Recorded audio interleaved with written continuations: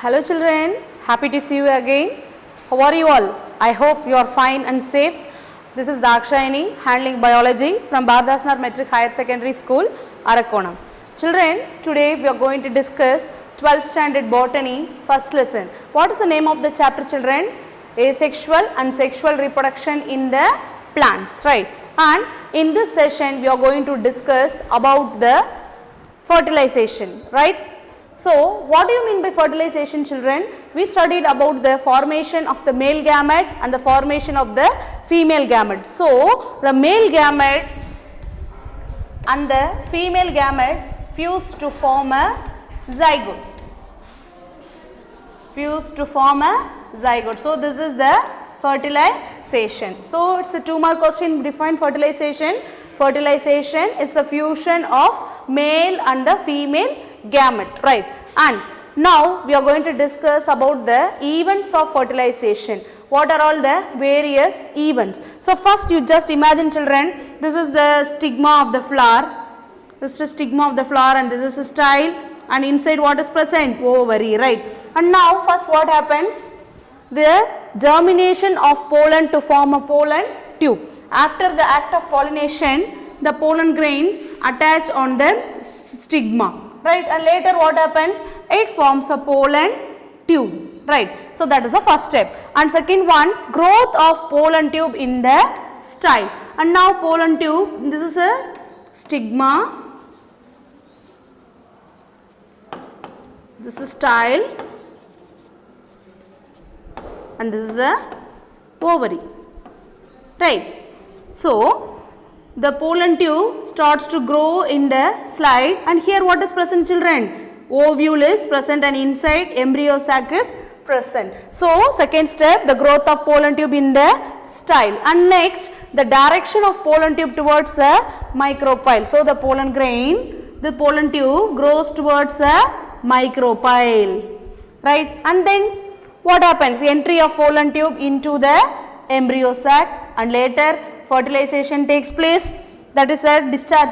The pollen tube discharges the male gamete, fertilization, that is syngamy, takes place, and triple fusion takes place, right? So this is an important 3-mark question children. Enumerate the events of fertilization, right? And now we are going to study each and every step in detail. So this is a flower, right? And we are going to see how the fertilization takes place. This is a male gamete, anther, which produces the pollen grains. Pollen grains, due to the act of pollination, they get attached to the stigma of the flower. Now what happens? The pollen tube starts to grow and it reaches the ovule, and then here the fertilization takes place, right? So this is a diagrammatic view of how the fertilization takes place, right? And now let us see one by one. First one, what's the first step children? Pollen on the stigma. Imagine this is a stigma, right? This is a stigma, and pollen, due to the act of pollination, pollens get attached to the stigma. And now what happens? And pollen germination, the pollen has to germinate. It is done by the two things. One, in the stigmatic fluid. If the stigma is wet, right? If the stigma is wet, it is done by the stigmatic fluid, and in the dry stigma, pellicle does the function of it, right? And next what happens? Here already we studied what is a pollen grain children. It consists of exine and intine, and exine proteins are there, right? Exine protein and recognition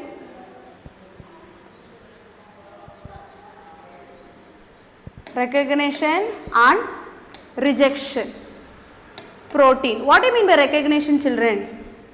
Recognition means, for example, sexual incompatibility, right? You can see varieties of pollen grains falls on the stigma, right? And some pollen grain may be of different species also. Such pollen grains won't germinate on the stigma. So that is said to be sexual incompatibility, that is between the different species, right? So the different flowers, different species cannot undergo the sexual reproduction. So, if the pollen grains of the same flower is attached, what happens? That is said to be self-compatibility. Self-compatibility, that is the self-compatibility between the members of the same species, right? Here, so what are the two things, children? Sexual incompatibility. If there is a different species, it undergoes sexual incompatibility. If it is of the same species, it is said to be self-compatibility. And now, what happens? Now the pollen tube, through the germ pore, the pollen tube starts to grow, and all the content of the what? If it is a pollen grain and the pollen tube starts to grow, right, and all the content of the pollen grains, male gametes, everything moves to along with the pollen tube, and here you can see, and the remaining part, what is occupied? Vacuole occupies the remaining part, and here this extreme tip, right, is hemispherical, semi-hemispherical, and here it helps in the movement of pollen tube into the stigma, right. So, this we say it as a cap block. What we say?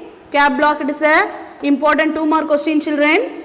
The tip of the pollen grain is hemispherical in shape and it is said to be a cap block. When the cap block destroys, the pollen tube stops growing. So, this is the pollen on the stigma. And next, after reaching the stigma, where it comes, children? After reaching the stigma, it comes to the style. Style, right? This portion is a style, right? And here the pollen tube starts to grow like this. After germination, the pollen tube starts to grow like this. Grow. Right, and based on the position of the style, nature of the style, we can classify them into 3 types. One is a hollow style, solid style, and semi-solid style. What do you mean by hollow? Hollow means empty, right? Nothing will be here. Here you can see some styles are said to be open, and there will be no cells are presenting here. So it allows a free movement of pollen tube inside, but here it is made up of special type of cells together called as a transmitting tissue. What we say?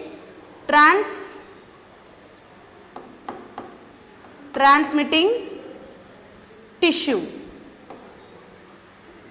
They secrete the mucilage. What they secrete, children? They secrete a mucilage, and the secretions contain carbohydrates, lipids, and enzymes like esterases and acid phosphatases. What is the function of these things?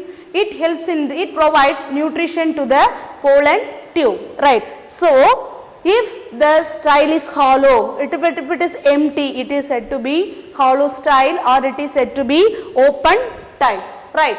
And next, and mostly it is found in all the monocots which bears a single seed. Example, what is the example of monocot? Wheat, paddy, right.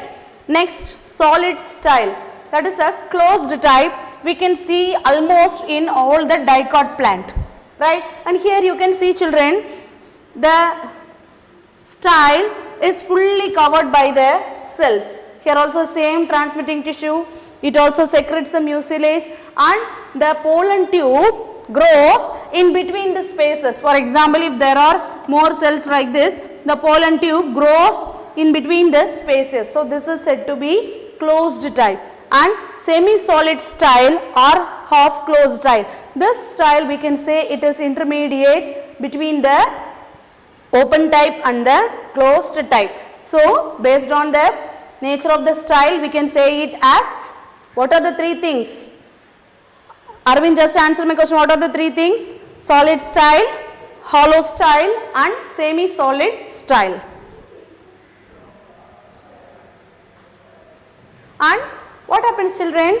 After the stigma, it comes to the style, and then later it comes to the ovule, right. Here the ovule is present. So, based on the entry of the pollen tube, we can classify them into 3 types. Just look at this picture, children. Where the pollen tube enters? The pollen tube enters into through the micropyle. Enters through the micropyle. So it is said to be porogamy, and the pollen tube enters through the chalasa. It is said to be chalasogamy. And if the pollen tube enters through the integuments, what is the structure? Integuments, it is said to be mesogamy. So based on the entry of the pollen tube, we can classify them into three types. If it is through the micropyle, it is said to be porogamy. If it is through chalasa, it is said to be chalasogamy, and if it is through integuments, it is said to be mesogamy. Now I will ask you some questions. Kanimari, just answer my question. What is mesogamy? Yes, very good. If the pollen tube enters through the integument, we say it as a mesogamy. So next, what happens, children?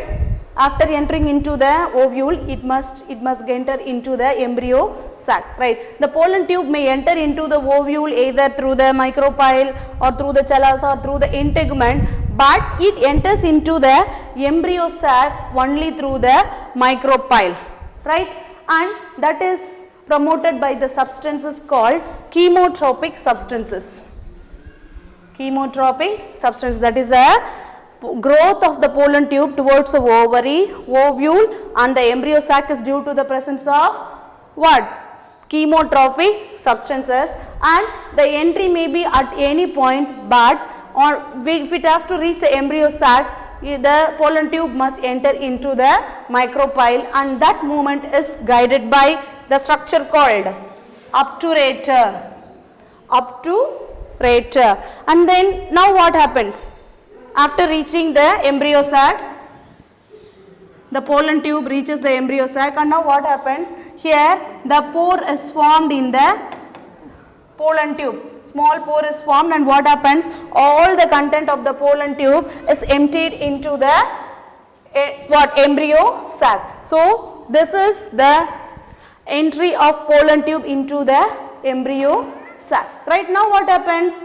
After the male gametes are released into the embryo sac, fertilization takes place. So what is the next event, children? Fertilization. So double fertilization, right? Mostly in majority of the angiosperms we say as double fertilization, and it was given by the person S.G. Navaschin, and the one more person L. Gwynard, right? In the plant Lilium, right, they observed the double fertilization. What is a double fertilization, children? Just look at this picture. What is present? The pollen tube has two male gametes, right? And two male gametes are involved in fertilization. So it is said to be double fertilization. One male gamete fuses with the egg, and another male gamete fuses with the secondary nucleus. So it is said to be double fertilization. And here one more important question, children. What is a triple fusion? What is a triple fusion? I told you this is the secondary nucleus, right? Secondary nucleus is almost in which stage? Diploid, 2n, and when the male gamete is added to it, when it fertilized by the male gamete, again the n joins to it and it become 3n. It is triploid. It is triploid in nature. You know what is triploid, children? 3n. Haploid, single n is said to be haploid. Gametes are mostly haploid. When they fuse, they form a diploid. When the number of gametes is 3, it is said to be triploid. So the male and the female, the male gamete and the egg fuses to form a zygote. The male gamete and the secondary nucleus fuse to form a endogamete. sperm. So this is the double fertilization and triple fusion. So with this the fertilization comes to an end, children. So with this the fertilization is over, and in this session we have discussed how the pollen grains comes to the stigma, how it forms a pollen tube, how it reaches the ovule, how it enters into the embryo sac, and how the fertilization takes place. It's an important question, children. From this they may ask many neat questions. It's a very important topic, reproduction in plants. So go through it. With this we have attached study material, assessment and question bank for this lesson. Just go through it and make sure how far you understood the topic clearly. Thank you, children. Have a nice day.